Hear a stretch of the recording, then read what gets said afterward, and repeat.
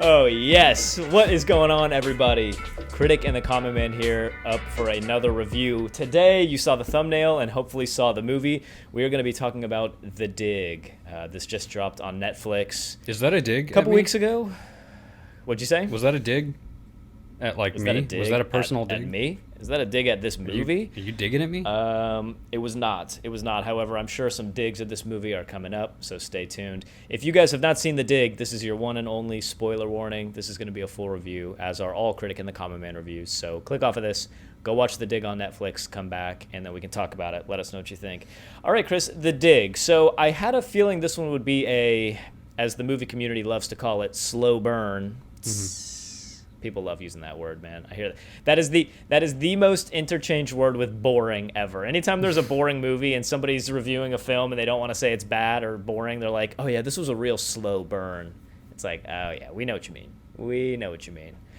Had a feeling it was going to be a little bit of a slow burn, and it was. Yeah. But gotta say, man, I was pretty interested in this one. It's quite the story. What'd you think coming away from The Dig? Initial reactions? I'm a nerd, man. I'm a big history nerd. I think if I hadn't gone, with my film degree, I think I would have gone and doing something in history. Everything about this movie was intriguing to me. Although the way that they set up, because I didn't watch the trailer. I never watch the trailers for things. I just go into the movie and I just, see what happens. Just experience it. Yeah. But reading the little subtext beneath the title, it was like, an archaeologist goes, on a dig in the British countryside and finds something incredible. For pretty much 70% of the movie, I was expecting him to find an alien or something. So I didn't know this was a true story. It was towards the end, I was like, okay, I'm pretty sure this is just a historical dramatization or whatever. This whole thing's actually a prequel to Godzilla versus Kong. Yeah. He's about to unearth Godzilla himself. But I did like it. It was a slow burn, but there's something about the interactions between the characters that just made it feel very wholesome. I don't know. I really liked Basil. Yeah. I'm strongly considering naming the next small pet that I get Basil. I do like that name a lot. Basil. I feel like Basil or Basil would be a good name for a bird. Yeah. This is just throwing that out there. This is Basil. All right, talk to us a little bit about the actual history behind this. So, from my understanding, this is 1937, I believe. 36, 37. On the cusp of World War II. Yeah, 1939. And 1939, there you go. On the cusp of World War II, we are in England, in the hills of England, and Mrs. Pretty, who I believe is strange last name. What a strange last name, but yeah. Yeah, I know. A lot of weird names in this. Basil Brown, Mrs. Pretty. I guess just the two of them, but those are pretty weird. Basil Brown, played by Voldemort. No fucking way. That's totally Voldemort. Yeah, that's totally. I didn't know Voldemort. that. My mind is blown right now. Incredible actor. Yeah. It really, really good. So Basil Brown comes in. I knew he looked familiar. Oh yeah, that's Voldemort all the way. He comes in, speaks some parcel tongue into the earth, and unearths the Sutton Hoo ship. I don't know how much you know about that, but it was supposed to be a pretty impressive historical find. It had a lot of significance to this day for understanding Anglo-Saxon culture. Yep. Not Viking culture. Anglo-Saxon culture. Right. And so, from my understanding, this is all pretty accurate. He got pulled away from the museum, the National Museum of England, as an archaeologist to go and dig in these hills for her. She employed him to do so, and they found this massive ship. Pretty awesome experience to see them unearth this ship and find it. I will say my interest in the movie fizzled a little bit as it turned into more of a drama and less of a national treasure kind of movie. Yeah. I feel the same way. Still, somehow this movie kind of just kept my attention, probably because of I'm just a huge nerd when it comes to this kind of shit. So the whole time I was just thinking how amazing would it be to be one of these two farmer boys that were just asked to come help, and then you're a part of one of the most important archaeological finds of the century. And just to know that, I mean, obviously the whole point of the movie is that they didn't get the recognition they deserved, but now they are, and just to know that your name is kind of written in history with that kind of significance it's just cool to me to imagine that. I wonder where you could go to see some of this Sutton Hoo ship. I'm sure it's in some museum, or pieces and parts of it are scattered in museums throughout the world. I wonder if any of this is at any of the Smithsonian locations, maybe in DC or something like that. It would not surprise me. Yeah, honestly, especially in like European exhibits and stuff. Definitely. This story got really heavy in multiple ways. Yeah, with the mom. It turned, with the mom and her heart condition and her basically dying, and then the son. I mean, I didn't expect for it to be so heavy just being about them unearthing this treasure and finding it. I thought it would be a more like sabotage and the National Museum, or whatever it is, the National Archaeological Group of England comes in and steals credit. I kind of expected that to happen. Didn't expect to get so attached to these characters. Yeah, the kid's a damn like good Basil actor. Brown so much. Yeah, very good. That scene towards the end actresses. was really sad. I don't know. Did you ever see Baby Driver? No. Baby Driver's a good one, and for all the viewers out there who have seen Baby Driver, if you didn't notice, I think it was Peggy. I believe her name was Peggy in this. The one whose husband I think was supposed to be gay and then ended up falling for somebody else. Like, she was the girlfriend, love interest in Baby Driver. It was bothering me. I knew I recognized her from somewhere, and I kept saying to my wife, I was like, "Who is that? How do we know that person?" She's totally the love interest in Baby Driver. So another pretty interesting. That was an interesting storyline too, to have the husband who, it's hinted that he's gay. I mean, you never see anything sort of happen, but you kind of get the idea that he snuck off with that guy. He's turned off when he sees her naked in the bathroom, and she tries to seduce him, and he like pushes her away, and then he runs off with the dude into the bar and everything. So I think that's what was going on. I think her husband was gay, and she ends up falling for that other dude. Yeah, that was the pilot. Just the conversation they had when she kind of called it and just said like, we're done. Right. That conversation where he, she said, I've seen what you look like when you're happy, and it's beautiful. You're beautiful. And he said, well, I can learn to be happy with you. And just that thought process where like he thinks there's something wrong with him, especially in this time period, when like it wasn't as widely accepted. And on top of that, he's part of like a scholarly like society that is not going to look on that favorably. So he has to kind of hide it. Just that whole character and the drama between the two of them was just really interesting. Well, it's this movie rang some similar bells to me, if that's not a phrase, but it is now. We'll go with it. Didn't ring the bell, it rang a similar one. Similar bells. Two movies. I heard a familiar tone in the air. Like the copy of the Liberty Bell. Exactly. The Imitation Game with Benjamin Cumberbatch, and also Pumpernickel Pumpkin Patch? A little bit of yes, exactly. The one and only. Also, The Professor and the Madman, which is also a movie that came out on Netflix fairly recently. You and I reviewed that one. I don't know if the video's been posted for that yet. It hasn't, not yet. It reminded me of The Imitation Game in that Alan Turing, of course, the like father of computing and all that, in The Imitation Game, he was gay. And in England, and very much concealing himself as a gay man. Spoiler alert, sorry, I guess I should have said that if anyone hasn't seen that movie. It's been out for a long time. He kind of conceals himself, and it's set in almost the exact same time frame. Alan Turing was cracking codes during World War II for the German war machine, from the German war machine. You told me to watch this one, I think. Yeah, I don't know I think you definitely should. If you haven't seen that one, you should watch it for sure. Very similar tone, set on almost the exact same time. Again, it's got some similar themes throughout the whole thing. Instead of the discovery of coding and code breaking and computing, it's the discovery of the Sutton Hoo ship. And then The Professor and the Madman, which is another one that we watched, spoiler alerts for that one too, I guess, where they kind of almost follow the Professor a little more than, or sorry, they almost followed the Madman a little more than the Professor. Inside the asylum with his demonic nose hairs. Exactly. I would have liked to have seen the dig go into the actual find a little bit more. I don't know how they would have done that. It turned into a drama. It did, yeah. A little bit. It got a little heavy. It was a pretty good period piece, though. So what'd you think? I mean, like it, hate it, love it, not sure? I did like it. I would probably watch it again.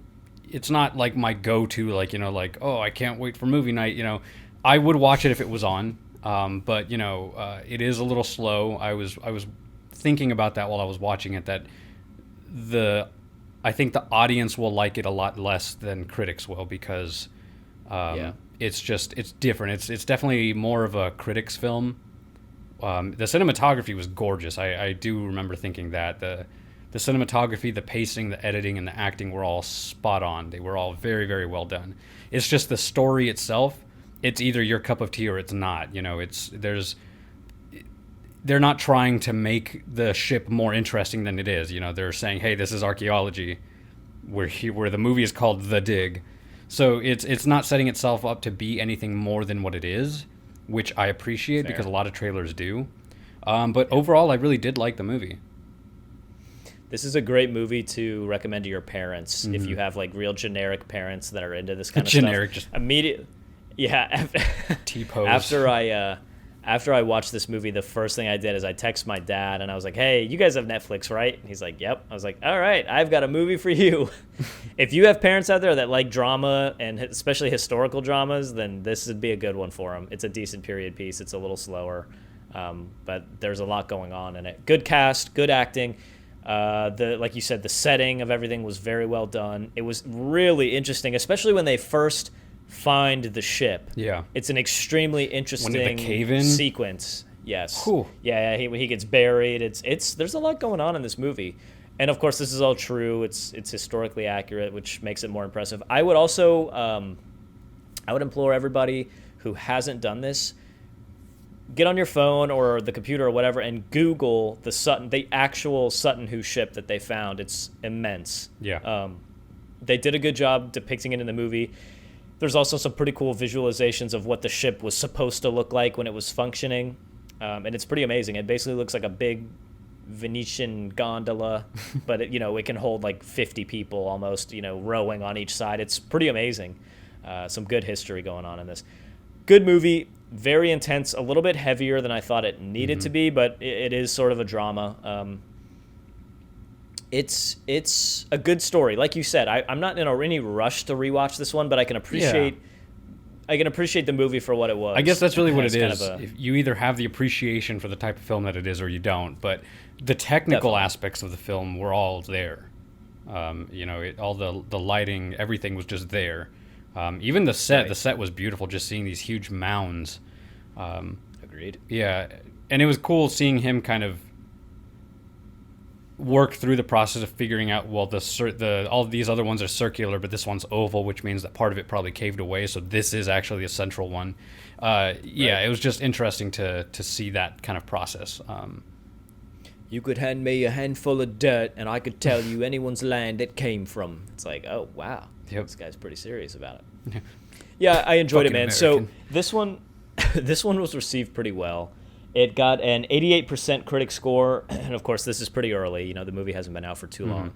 But at this point, 88% critic score and 80% audience score, which is actually higher than I thought it would get. Yeah, me too. The audience score on Rotten Tomatoes is usually pretty harsh. So where do you come in comparison to an 88 and an 80, Chris? Well, it's a historical drama. You have to take that for what it is. Like I said, it's either your cup of tea or it's not.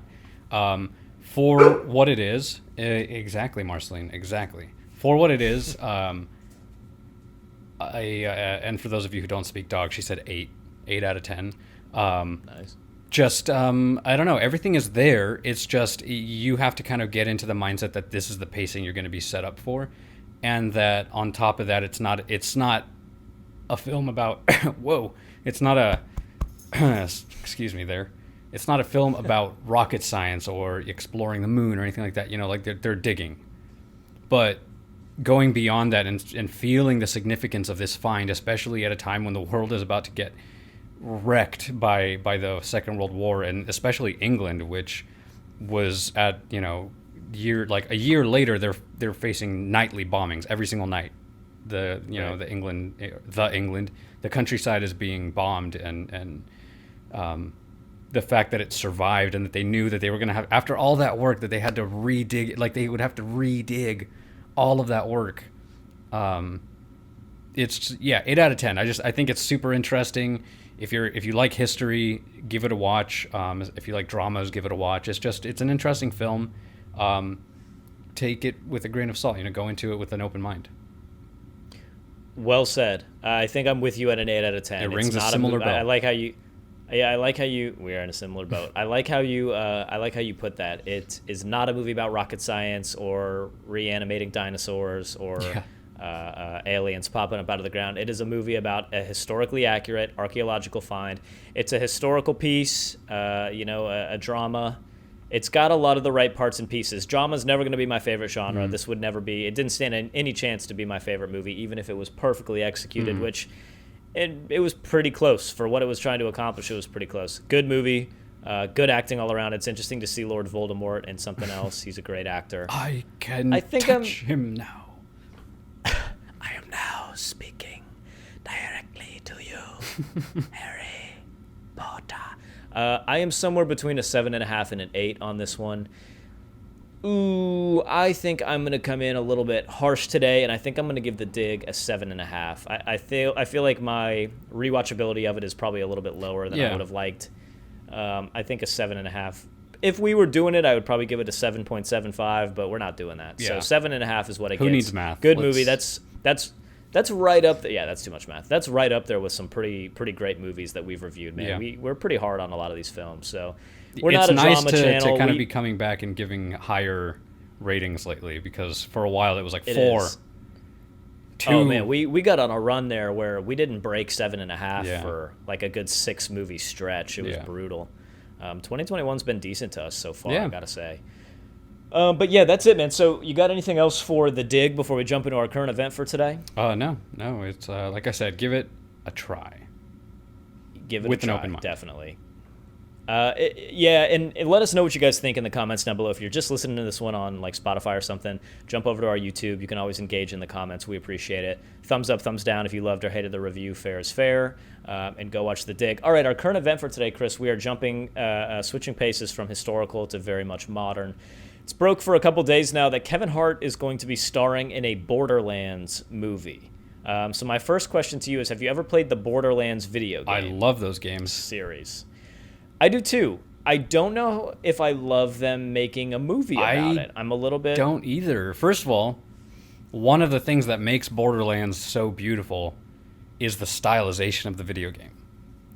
You know, that 2D, 3D feel, the comic book cutout kind of look. How are you possibly going to translate that to film? And secondly, of all the people that you get, Kevin Hart is a strange pick.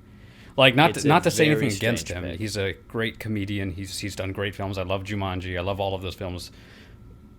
But for a Borderlands movie, I get it because it is kind of a funny, but I feel like there's a lot of other actors that could deliver the type of comedy that Borderlands delivers. I don't know. It's a strange pick, but I guess I wouldn't put it past Kevin Hart to make it work. I think they're going to make it work, but I do feel like there's a lot of questions. I'm excited for it. I don't know how I feel about them now, like really reaching and making video games movies. I feel like they have to be careful because there's some that I think really work, like say an Uncharted. I could very much see that. Yeah. I don't know how I feel about Borderlands being translated to a live action movie. If this was some sort of animated film, I think I would be more receptive to it, because you're right, one of the best things about Borderlands and one of the most unique things about Borderlands is its art style. Yeah. It was kind of the first video game that I remember that did that 2D, 3D, like heavily outlined, cut out kind of style. And it's awesome. And just the smash cuts and the punchiness of every joke, and they do it well.